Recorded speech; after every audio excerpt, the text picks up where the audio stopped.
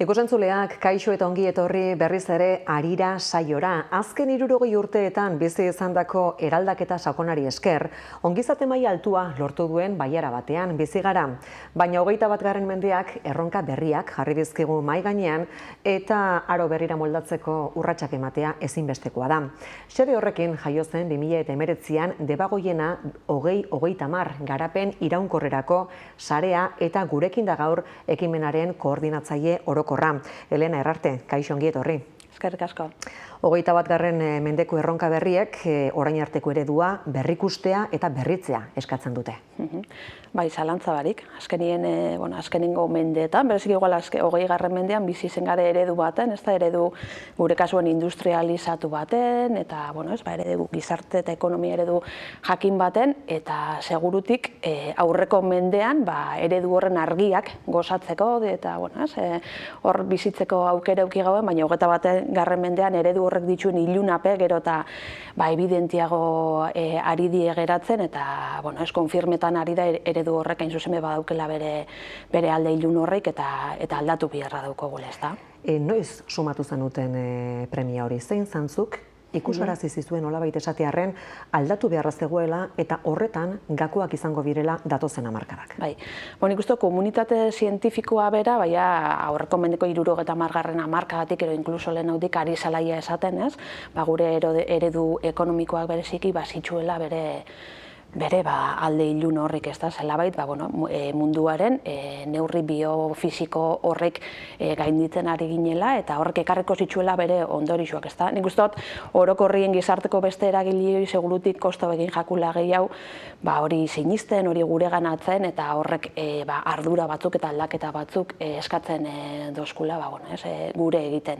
Orden nik uste dut, gure bailarara begiratuta, segurutik 2000. urtero, mende honen lehenengoko urteetan hasi zelaia gizarte mugimendu batu sortzen unibertsitateen bueltan, ez dakit udalgintzaren bueltan, herrigintzako hainbat arlotatik, eta hasi zela antolatzen mugimenduak egoera honen inguruen mintzeta hausnartzen hasi eta ekimenak sustatzen hasteko, ez da, eta nik uste de 2030 mugimendu horrien ondorixo be izen dela, ez da. Nik uste gainera azkenengo 10 urtetatik ona, nazioarte mailan baita, ez mugimendu ekologistak, ero komunitate zientifikoa, baizik eta inkluso gobernarixek eta Europako komisioak, ordokogu garapen iraunkorreko helburuen kontekstu hori baita, nazioarte mailan bezala baitz gero eta argixau dau benetan ardura handi badaukogule eta aldaketa handixak egiteko kontekstu bat zabaldu biherra badaukogule, eta bade 2030 sartzen da zela baitz kontekstu horrei eskualde honetatik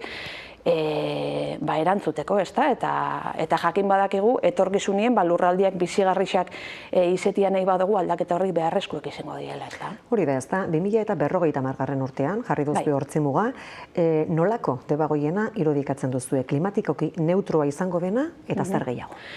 Guke gure bizinuen eta eskualdeko eragileekin batera bereziki 3 elementutan jarri gauen azpimarra, batetik klimatikoki neutroa, badakigu lortu behar dugula lurralde oreka bat eta garapen eredu bat, esan dugun bezala, munduaren beraren, planetaren muga biofisiko horrein barruen kokatuko dana, ez da, hori ezinbesteko izango da, etorkizuneko bizigarritasun hori bermatzea aldera, baina horretaz aparte, azpimarra jarri dugu baita adimentsuaren ideian, eta adimentsuak badauko guretako bi ikuspegi, ez? Batetik, badakigu teknologia eta digitalizazioa garatzen eta modu oso azkar baten evoluzioetan dabien horretan, hori integratu beharra daukagula modu esan digun sano eta eraikitzaile baten gure bizi ereduetan, aukera bat izen leikielako, baina eraberien arriskua hor da zelako, ez da?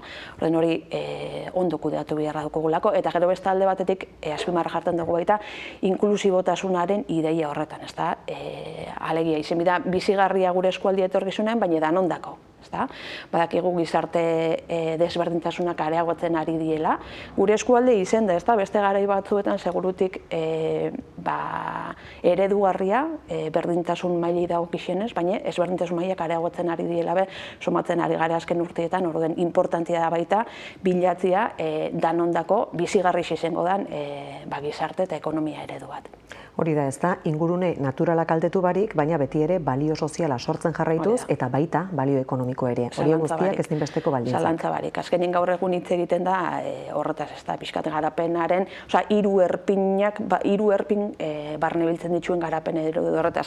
Azkenin janen bio eta bizi bigare orduen garapen ekonomiko ezin geikea aztu, baina horretaz garapen ekonomiko horrepe, bizigarritasun horrepe eskatuko dau, ingurumenarekin oreka bizitzeko eredu bat, eta baita pertsona guztiendako bizigarri izango dena, ez da. Erronka globalak, izanik ere tokian toki aurkitu behar zaie soluzioa, baina debagoiena iraunkor baterantz trantsizio egiteko erronka itzela da, eta horretarako lankidetza ezinbestekoa. Bai, guretako hori maksima bada, ez da, guk usteu esaten duzun bezala, erronki izugarrixe da, eredu iraunkor baterako transizio horrek eskaketen dau errotik eta ertzetik ertzera eraldatzea gure bizi eredua, gure kontsumo eredua, garraio sistemak, energia eredua, gure industria eraldatu biko da, baina eraberien horrek badauko zelabait dimensio kultural bat, ez da esango eta askotan esaten da, ez da klima aldaketaren afera, bera, ez da lainbeste afera teknologiko bat, baizik eta ala kultural bat, ez da orduen horrek eskaketan dau sekulako ahalegine. Nola gauzatzen da lankidetza hori D2030 baitan? Bueno, D2030 baitan sortzen ditugu espazio eta kontekstu desberdinak, batetik eragile arlo desberdinetako, sektore desberdinetako eragileek elkarrekin hausnartzeko eta elkarrekin erronka desberdinei erantzuteko plangintza partekatuak diseinatu deixien. Horretarako baditugu bai gobernantza mailan espazioak eskualdearen bizin horretaz hitz egiteko, definitzeko elkarrekin zeintzu dien, transizio sozioekologiko honen baitan jorratu biherreko, ero lehen etxi biherreko arluek, eta geroia plano operatibo gara, eroia ez, proiektuen diseinora eta aterrizetarako baita, sortzen ditugu, pixkat sektore desberdinak baten dituzten espazio eta prozedurak, ez da. Eta horretan guztian zeintzu esango zenuke direla zailtasun nagusienak eta orain arteko urratsak emanda ze puntutan aurkitzen zarete uneotan? Bueno, nik uste zailtasun ondixina dela segurutik ohitura falta lankidetza horretarako. Azkenien, ohitura falta eta ohitura falta hori lotute dau baita, azkenien gaur egun instituzio publikuek diela, ero enpresak, ero bestelako eragileek nahikuelan daukie euren egunerokotasun hori aurrera atarati. Azkenien zelabait elkarlanak eskaketen dau baita denpora inbertsio bat, nahiz eta jakin gero inpaktu altuagoko proiektuak ero ekintzak urten lehizkela olako dinamiken bitartez, epe motzera eskaketen dau denpora inbertsio bat, eskaketan dau dinamika desberdin batuk ez, gure konfort zona horreitatik urten eta beste erabatera lanien, hasi eskaketen dau elkarrentzuteko ohitura horreit areagotia, egunerokotasunetik urtetik, eta hori askotan ez da kontu errexo izeten, eta jakin badakigu, zuei bepasoko jatzue, badanopen eko lepo ibiltzen gaela, bakoitza bere eguneroko egin behar horretan. Ikustot hori badala olako bat, gero azkenien eragile bakotxak, ero sektore bakotxak eukitzen ditu bere ikuskerak, bere balio kulturalak, ero bere gauzak egiteko moduak, eta askotan horrein arteko ulermena esati errexo da, alegia, lankidetzan aritzie baino. Nik ustot, eraberien, nik uste gu urratsak emuten ari gela bide horretan, sortu ditugula espazioak eta nolabait espazio horretan eragile desberdinak elkar ezagutzen ari diela eta lehenengoko esperientzia batzuk ari diela garatzen, proiektu desberdinen bueltan, baina eraberien pentseta jaku, nahiz eta igual epe motzien, baitzak ez diren sekulakuek zelabait esan da, epe luzerako apostu baten marku ere ekitzen ari gaela, ez? Eta nik uste hori importanti da, azpimarratzea baita. Gobernu batzordearen parte bira eragile ekonomikoak, ezagutza eragileak eta baita erakunde publikoak ere. Orain hauteskundeak batozela kontuan izanik, hor gerta daitekeenak izan daiteke, egitasmoan eraginik? Bueno, ikusiko, nik uste azkenien ziklo politikuen dinamika horrek eragiten dagoela alde guztietan, esan digunez, administrazio publikoekin halako eroselako elkarlana duken erosein eragileek bizi dauzela baitez, beti eten bat ekartzen dago horrek, pertsona aldaketak ekarreleikez, harremanak berrera ikitzie ekarreleike, inkluso ikuskerak eta aldatzi bekarreleik, ez da. Eraberien, guk badugu instituzio publiko, ordezkari politiko zehatzekin harremana, baina eraberien badugu alderdi politikoekin baita harreman hori, nik uste dut ez dagoela horrek, esan digun, ez baian jarriko ekimenaren beraren oinarria, baina bai eskatuko dau, berriro bez, informazio eta berriro jente hori konektatzea ekimenera, txertatzea jente berriak ekarriko dauen energia eta ideia eta inpronta berri hori, baina horrek eukiko ditu bere alderdi negatiboak, ero ralentesa zeino, ero beste kontu batuk, eta segurutik alde positiboa ekarriko ditu berarekin. Erakundeetan, enpresetan, esan genezake, poliki-poliki bada ere ari direla ez da aldaketak txertatzen, baina gutako bakoitzaren norbanakoen erantzukizuna ere bada. Zentzu horretan, nola eragin dezake D2030ek herritarren mundu ikuskeran eta balioetan? Nik uste dut lehen esan duten bezala. Funtzioen transizio sozioekologikoaren erronka da erronka kultural bat. Eskaketan dagoela asko pertsonen norbanakuen ikuskerako ohiturak, balio sistemetan eta horre aldaketak eragitie.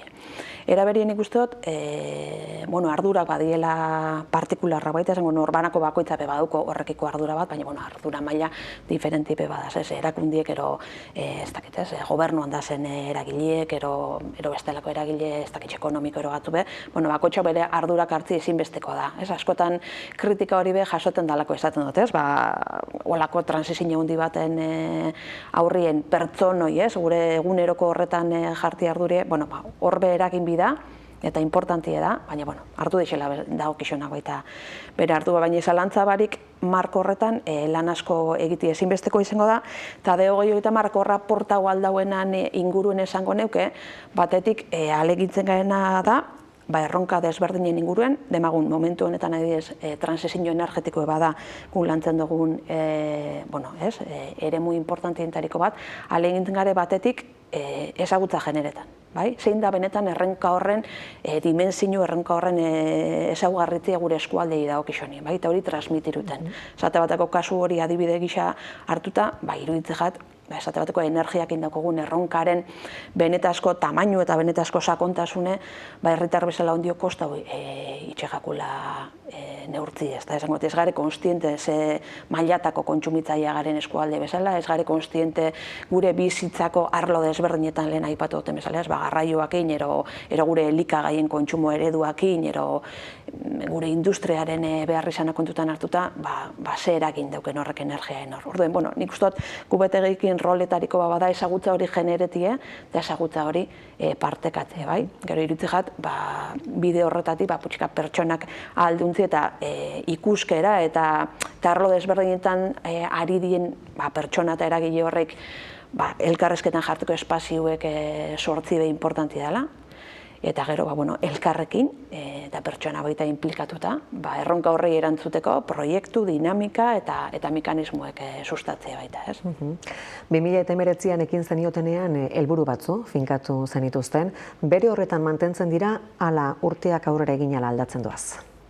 Nik uste dut, helburu orokorrai begiraketan bagotzau bere horretan mantentzen diela. Gu sortu egiten garapen iraunkorra, ero eskualdiaren transizio sozioekologikoa bultzatzeko, eta baita hori egiteko garapen komunitarixoaren logiketatik, ez da? Alegia lankidetzan, tokiko eragileak erdiguni jarritxa, bertatik sortuta apur bat irten bidere munbierreko aldaketa horrek, nik uste dut horrek bere horretan jarriketan dagoela. Gero, azte zaren nina pixka zehatzera bajetan, arlo desberdinetan sartu ala, hor, helburu zehatzagoak sortzen ari die. Baina nik uste dut marko orokorra mantentzen dela, eta gainera behar dagoela olako proiektu batek epe luzeko ipar argi bat, ez da? Egokituz fango dana, baina aldatuko ez dana urtetik urtera, eta nik uste dut hori dela gaur egun eskualde bezala, gaur eguneko lurraldik bihar dauen norabidea. Trantsizio energetikoaren alorrean diharduzue bereziki, eraginez piztu estrategiarekin. Konta iguzu zer den eta ze eragile barne biltzen dituen? Esan duzu bezala, eraginez piztu izena jarri dutzagun estrategioen helburua da, eskualdean trantsizio energetikoa sustatzea, ez da? Jakin badakigu energiaren eremu udala, klima aldaketa eragiten dagoen faktorien sortzaile eragile nagusi izena, eta hori dela salabaitz iraunkortasunekin eta transizio sozioekologikoekin lotuta daukogun erronka importantiena erogakuenetariko, ez da.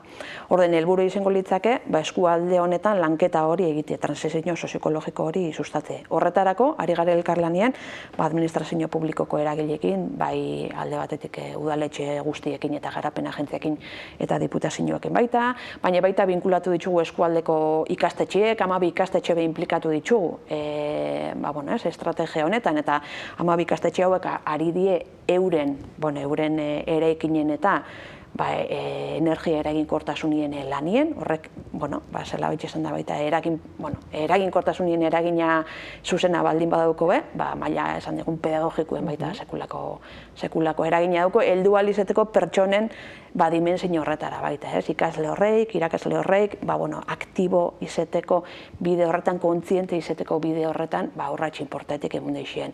Gero ari gare baita, sustapen lan baten, herridietan, ez da, komunitate energetikoek sustatzen, ari gare zela laguntzen eta kolaboretan, herri diferentietan, sortzen ari dien, komunitate energetiko, bestelako, ez dakit ez, autokontsumo konpartituko dinamiketan, ero proiektuetan. Pentsetako hori badala, eta lehen aipatu dut garapen komunitarioa badala guretako beste maksima importante bat, pentsetako lurralde bezala behar ditugula sortu sujeto komunitarixuek transizio energetiko hori zelabait liderau eta sustatu eta bultzatuko daudenak, eta ikuskera horretatik guretako komunitate energetikoa da sujeto ero antolakunde bezala rol hori beteten dauen beteleikien sujetu, ez da.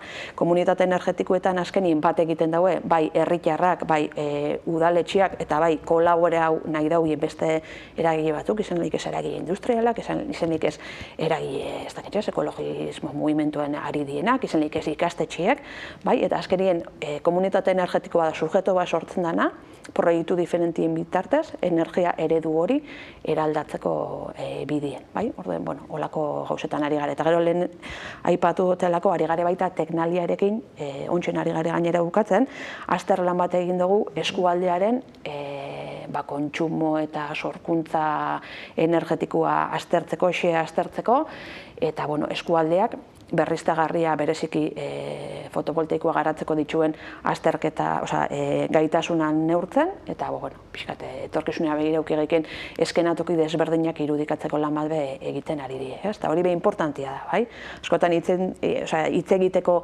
erronka batei buruz eta planifikau elizeteko bide bat, helburu bat erantz importantzia nunca esen jakitxia eta zeintzu dien lurralde bezala ditugun aukera errealak. Horretan behari gare. Lanlerro ezberdinak beraz, estrategia horren baitan, egia da kontzientzia hartzea, erantzukizuna, lana hori guztiak, ez da, suposatzen dituela energia trantsizioak, baina baita aukera berriak ere. Zalantza barik, iruditze jaku, ez dakit ez, transizio mugimendu bat, iraultza bat, aldaketa bat horrenin horrek, batetik erronka batei, arazo batei erantzututu, baina bestetik zela behitxitzen duena aukerak sortu, berramestu eta berrasmatu alizeteko, arlo hori zelan antolatu gure dugun. Guk uste dugu, aukera dugu gule, batetik energia eredu iraunkor batera, berriztagarri eta iraunkor batera pasatako, baina horretaz aparte, etorkizuneko eredu horrek aukera eskaintzen duzku, esate bateko tokiko, tokiko sujetuak sortzeko, energia hori sortu, energia sortzeko ditugun rekurso horrein jabetza eta erabakimena tokiko eragileen esku egon den, momentu honetan badakigu bizi garela, enpresa hundixek manejetan dauen sistema energetiko baten, ez dakit hori aldatzea lortuko dan, ez dakit benetan hori zingo da norea bidie, baina aukera badau, energia eredua beste logika batuetatik asmatu alizeteko. Eta zentzu horretan iruditzat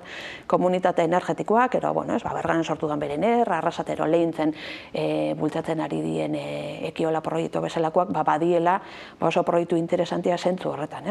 Ez bakarrik esan duten bezala energia eredu berriztagarrietan garatzeko helburu hori daukilako, baizik eta rekurso energetiko horrek bertako herritar eta bertako eregileen esku egongo dielako, erabakimena bertako izango delako, ez da? Gaur egun, esateko Ukrainiako gerraen ondorioz eta ikusi dugu, hor zelabait baina gure azaletan bizi zen dauzela, hemendik kilometro askotara gertatzen diren fenomenuek zelako eragin jaukilekin guk egunero gure sukaldien martxan jarteko behar dugun energiaren presio horretan esate baterako, ez da, hori ezagutzen ez gauen gauza bazan, ez? Azkenengo pare bat urtietan energiaren presioek izugarri injau egora, horrek eragin bat eduki du gure norbanako bizitzetan baita, eta uste dut hor garbi eraketan dabilela bizitzarako funtsezkoak dien arlo horrein inguruko kanpo dependentzia batek zelako eragina dauken, ez? Gure lurraldien, etorkizunien gure lurraldien bizigarritasun horretan, orduan, bueno. Gaiak berak eztabaida ere piztu du, ez da, energiaren nolakotasunarekin eta hori sortzeko moduekin lotuta. Zentzu horretan bada debagoiena 2030etik egin daitekeen ekarpenik? Bueno, nik uste dut, enbiko geukein ekarpen importantiena badala, hain zuzen beti olako gai konplexu bat mai gaineratzen danien, askotan ikuspegi diferentik baita sortzen die, eta inkluso hemen badauku joera batez gauzak gatazka logiketara. Eta hola eriteko nik uste dut 2030ak eskaini bideuela marko bat hain zuzen be, gai honek eskaketan dauen seriotasun, sakontasun eta debate sozial sano bat emuteko plaza bat eskaini bideuela, ez da? Azkenin 2030an barne biltzen da arlo desberdinetako pertsonak, eta ustot, pertsonak eta eragilek, eta ustot, importanti edala lurralde bezala, eskualde bezala, eragile diferentiek eta bakoitzak dituen ikuspegi eta behar eta ekarpen horrek, konpartireteko espazio esorten. Nik uste dut hori badala rol importante bat, eta gero, bestelako hainbat proiektu. Baina nik uste dut energiaren gaira begiratu eskero berezeki uste dut hori badala bultzatu biharreko ekimen ero lan bat. Tira, hitz egin dugu energiari buruz, baina lanaren etorkizuna ere bada, ez da 2030en erronketako beste bat. Zentzu horretan, martxan da debagoiena lanean. Egoera zaurgarrian dauden pertsonen laneratzea sustatzen duen proiektua, konta iguzu? Lehen komentatu dugun bezala, gure bizino horretan baita barne biltzen da inklusibotasunaren arlo hori, ez da, eta guk uste du gizarte berdintasun horren bidien, berdintasun, eraukera berdintasun igual hobeto esan da, horren bidien lanen arlue badala arlo klabe bat, benetan aukera berdintasun hori bultzatze aldera. Orduan, hori alde batetik esan da, gero beste alde batetik esan bida, Gipuzkoako Foru Aldundia ari dela, zelabait Gipuzkoako eskualde guztixetan estrategia konpartituak sustatzeko ahalegin bat egiten, elkarrekin lanean euren estrategiaren baitan, eta hor, gure garapen agentzia ari dela bultzaten eskualdien, eragile diferentiak barne biltzen dituen eskualde estrategia batera, ez? Eta pixkat kontekstu horretan sortu dan proiektu bada, debagoiena lanean proiektu hau, eta guretako oso proiektu interesanti da, batetik, ari dela zaurgarritasun egoeran dauken pertsona honei lan aukerak sortzeko proposamen bat, barne biltzen dauena formakuntza itinerario bat, eta laneratzeko prozedura batzuk eta abar, baina gero bestalde batetik, pentsatu jaku klabi edala baita, justo proiektu horren kasuen, ari diela 6-7 bat eragile, arlo diferentatzekoak elkarlanien erronka honei erantzuten, bai? Beste eremu batzutan esaten dugun bezala, gure ustez baita, oso importantia da erronka honei erantzuteko, lanaren bitartezko inklusibidade horrei erantzuteko, zelai kolaborazioa jartia eragile desberdinetan. Kasu honetan, proiektu honen protagonista die batetik Miguel Altuna, Daiteke, Mondragon Goi Eskola Politeknikoa dau baita, Kaleska, ari dira hainbat eragile elkarlanien, bai? Diseinu daue, kapitulo ero prozedura desberdinak dituen formakuntza hiru itinerarixo, eta gero elkarrekin ari die topetan jente horrei lan merkatura laguntzeko prozedurak. Ez da, orduan pentsatzako oso hor badala proiektu bat lagunduko dauena pixkat etorkizunera begira baita lankidetzan erronka honi nola erantzun aljakon bilatzen, ez?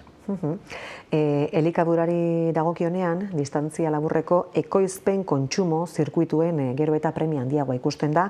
Arlo horretan ze urrats eman dituzue, ari zarete esate baterako enpresetan bertako produktuekin osatutako menuak eskaintzeko ideiarekin lanean? Bai, horre esan bida, eta pixkat energiarekin esaten dugun bezala, ez? Gu apur bat epe luzerako daukugun ikuspegi horretan ari gela pentsetan zelan zeintzuk izango dien klabiek debagoienen bizigarritasunenak 2050 urtean esate baterako, ezta.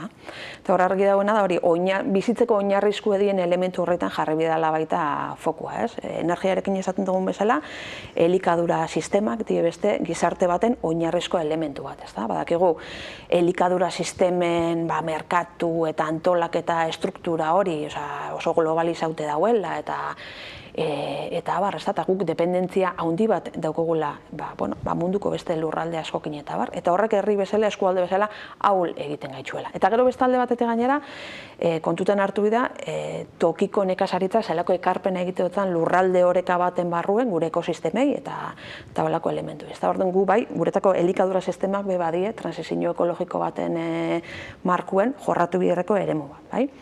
Oinarte, eixa da, oso proiektu txiki bat ingauen lehenengoko 2 urteetan, alegin bat ingauen diseinetako plataforma bat, eskola jangelak hornituko zituena, esperientzia horrek balixo izan duzku, lehenengoko diagnostiko bat egiteko, gure lurraldietan zerrako izan da, zenbateko izlea zen, zenbat jangela haundi ditugun, eta olako gerturapen batin jo.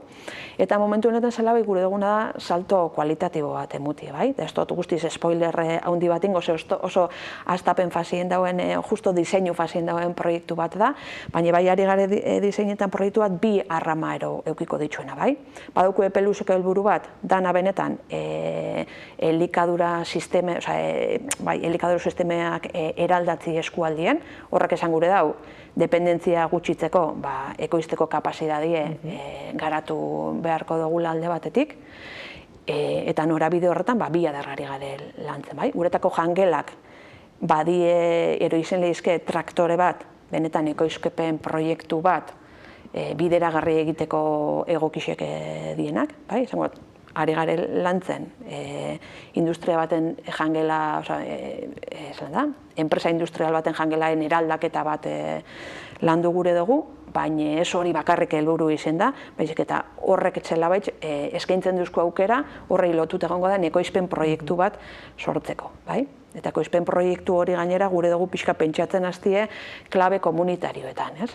Elikadura baldin bada gizarte bezala oinarrizko eta gakoa da arlo bat, pentsata jaku, horren garapen ezin jala bakarrik egon, horrekiko ardura ezin jala bakarrik egon ekoizle txikien bizkar, ez? Orduan zela sortu gure dugu, pentsetan ari gare, ze sujeto komunitario sortu biko geukien horrei erantzuteko. Eta hor segurutik, administrazio publikoerako eragileek ardura batzuk eta ekarpen batzuk egin beharko dituzte, igual eragile industrialak baita ekarpen batzuk egin beharko dituzte, eta bestelako eragile batzuk baita, bai? Baina ezin da bakarrik, esaten duten bezala ekoizlien gain egon. Basogintzari dagokionean, Tantai baso kooperatiba eratuzten urtarrilean, hain zuzen ere, Errez kooperatibaren gidaritzapean eta D2030 egitasmoaren babespean. Beharrezkoa ikusten duzue, baso kudeak eta tradizionaletik eredu berri bat ere egitea. Bai, inungo zalantza barik, azkenien esaten dutena, gu oso urbanita gare, ez? Debagoieneko biztan lege izenak herrietan bizi gare, eta segurutik azken urteetan gainean naturariko daukogun atxikimendu eta lotura hori txikituz joan da, ez, deskonexio bat emuten dana, begibiztako da, baina eraberien etorkizuneko bizigarritasun horretan lurralde oreka, eraiki beharko dan lurralde oreka horretan, urbanu ez den eremu guztia dauko sekuleko garrantzia. Bai klima aldaketan eragiten dagoen faktoriek orekatzea aldera, bai elikadura sortzea aldera, eta abar, ezta. Orden hor, nik uste dut basuak bai beteten dagoela oreka, iraunkortasunen oreka horretan sekulako rola, eta ezinbestekoa dela, pentseti etorkizunien zelako baso ereduak behar ditugun. Eta azkenien zela baitz, Tantaien helburua hori da, ez? Baso eredu iraunkor baterako, esan digun da, prototipo bat ero proiektu bat, bai? Eta egitasmo honetarako, proiektu hauetarako guztietarako finantziazio Elena nondik lortzen da? Bai, guk finantziazio hori mixtua dauko, alde batetik kooperatibak emuten dago ekimena bera sustatzeko finantziazioaren parte handixena, gero beste alde batetik udaletxe batzuk baita kolaboretan dago finantzierokin modu estruktural baten eta baita Gipuzkoako Foru Aldundia baita, eta gero ia proiektuen finantziaziorako, baita udaletxek parte hartzen dago, eta gero bestelako finantziazio deialdi deialdietara aurkezten garen. Eta azken galdera bat, guk Debagoiena 30 dugu hemen, sare honen moduko besterik bada, Gipuzkoan, Euskal Herrian, nazioartean eta baduzu elkarren artean harremanik? Bai, nik uste dut nazioarte mailan eta Euskal Herria begiratuta baita ari diela pixka sortzen movimentu diferentiek, bai agenda berrixa transizio sozioekologikoekin lotuta, hori batetik, eta gero bestaldetik baita zela baitz, lurralde garapena begirada kolaboratibotik bultzatzeko ereduetan. Ez da hemen oso gertuan jarritxa foku, esateko Goierrin baita, ez dut esango berdina dan prozesu bat martxan ari diela jarten, baina bai ari diezela baitz kolaborazio publiko, pribatu, komunitario hori artikulauko dagoen, prozesu bat abiatzen, ari die hausnartzen pixka zeintzuk izango dien, Goierrin etorkizuneko erronkak eta bar.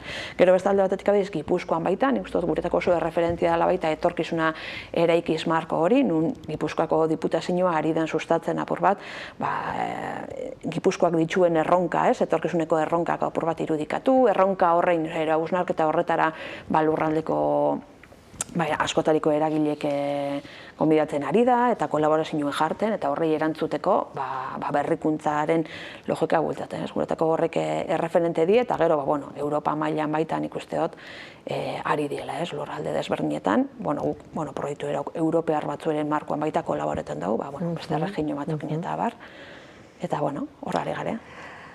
Elena Herrarte, eskertzen dizugu, gurekin egoteko tarte hausi hartu izana, eskerrik asko eta hurrengo batera arte. Zeuei eskerrik asko, aukeri eskentziagatik. Eta ikusentzuleak zuei datorren astera arte badakizue datorren astean ere, martitzenean hementxe izango gara toki eta ordu berean bitartean ondo izan.